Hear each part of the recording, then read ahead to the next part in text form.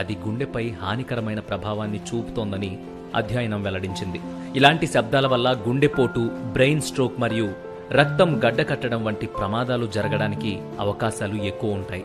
అధిక శబ్దాలు విన్నప్పుడు గుండె పై భాగంలోని 2 గదులకు రక్తం సరిగా చేరదు. దీని కారణంగా క్రింది గదుల్లో రక్త ప్రసరణ కూడా దెబ్బతింటుంది. అది గుండెపోటుకు దారితీస్తుంది.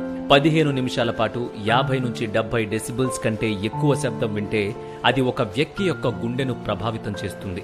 60 డెసిబుల్స్ కంటే ఎక్కువ సంగీతాన్ని వినడానికి అలవాటు పడితే వినికిడి శక్తి కూడా కోల్పోవచ్చు. మానవ శరీరానికి సంగీతం ఒక థెరపీ లాంటిది.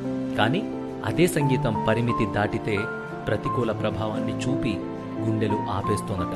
వినోదం కోసం సంగీతం వినడం తప్పు కాదు, కానీ ఆ వినోదం ఖరీదు ఒక మనిషి ప్రాణం కాకుండా చూసుకోవడం అందరి బాధ్యత.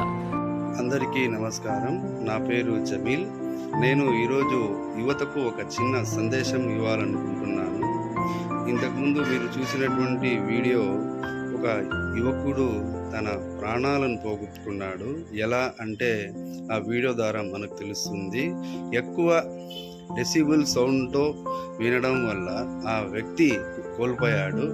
కాబట్టి దయచేసి ఎక్కువ డెసిబుల్ గల శబ్దం